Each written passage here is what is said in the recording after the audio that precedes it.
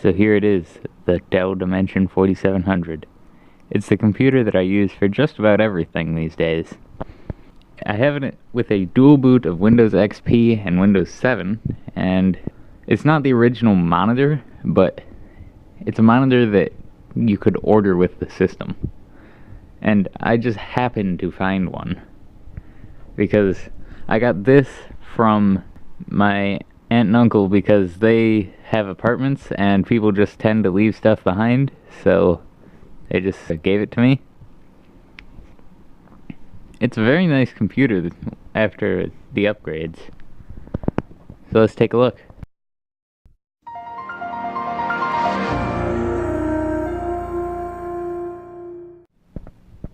So what do we have on the front here? Well, we have a DVD rewritable drive, which originally with this system was a CD-ROM drive. Now that actually sort of surprised me. Figured it would be like CD rewritable or DVD-ROM drive. And we have a floppy drive because all real computers have floppy drives. And we have two USB ports. I left my Bluetooth dongle in there. And a headphone jack. And as you can see, it is designed for Windows XP. And it came with Windows XP Pro, although I think it had some viruses on it. And a Pentium 4 clocked at 2.8 gigahertz. Now it has a XP Pro COA, which I'm not going to show you, and a Dell service tag, of course. And so anyways, you're probably wondering what these screws are. Well, because Pentium 4 press hots, as I call them, tend to get pretty hot, I added an exhaust fan there. So on the back we have an upgraded power supply from the original one, and we also have the CPU fan inlet, because as you might know, on these Dell Dimension 4700s, the fan was actually facing the wrong way and blew air into the computer instead of out, which would explain why I have this exhaust fan here, and I simply cannot be bothered to change the direction of the fan. But I can be bothered to spend 30 minutes trying to find screws that actually fit into these holes. Those press hot CPUs, as I call them, tend to get very hot, so that's why. And as you'd expect from a real computer, we have our legacy ports and a VGA port for the Intel Extreme onboard graphics. And we also have our diagnostic lights. Those are always handy. And we have a fruitful selection of onboard sound things, I guess. Plugs. Yeah, plugs. And the sound is good enough for me, although I might get an Audigy and put it where one of these network cards is.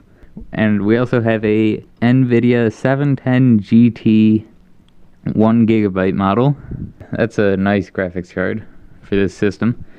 And we also have an empty PCIe x1 slot. PCIe x1 slot. I'm planning on adding a 7-port USB 3.0 card to that. And because we are committed to the extreme quality of these videos, I will not pause the video as I attempt to get this off.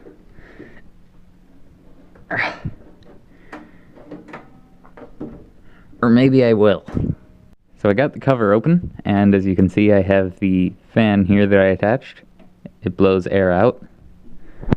Not as much as I would like, because it's like these holes are kind of small for a lot of air to get through, but it does work, and I have seen a noticeable drop in the case temperature. And as you can see, we have a rather large cooling assembly for the processor, which I will shortly be upgrading to a Pentium 4 670 from the 520, which will give it a 1 gigahertz performance increase from 2.8 gigahertz to 3.8 gigahertz, and it will add 64-bit capabilities, and I believe 1 more megabyte of L2 cache. As you can see, I've upgraded the power supply to an Antec basic power 450 watt from a 305 watt, I believe. And here's the original hard drive. It's 80 gigabytes of Western Digital, and it's one of those IDE hard drives with a SATA translator attached. And I added a Seagate drive that is 500 gigabytes, those things are getting hard to find. 1 terabyte is now becoming the new smallest standard, and a 180 gigabyte Western Digital Caviar drive for storage. So anyways, I have Windows XP installed on the 80 gigabyte drive, and Windows 7 is currently installed on this one, and I will probably be adding some distribution of lin-ucks, and this is just for data for Windows XP because this thing's got plenty of space for 7. Because I only use Windows 7 for things that I can't run on Windows XP, which at this point is not really a lot. It came with 256 megabytes of RAM, and I have upgraded that to 4 gigabytes. It appears that whoever owned this previously had attempted an upgrade, but that failed miserably, and they thought they broke their computer, but no, it was just bad memory. And as you can see, I've got quite a bird's nest of cables here. Now down here, this sort of makes me happy. It does have a cable for the CD audio, and it also has like a modem cable that must go to the sound card as well. So yeah, this is a pretty good computer. For its age, it's sort of almost a sleeper build for any computer that I have, because none of my computers have seen this many upgrades.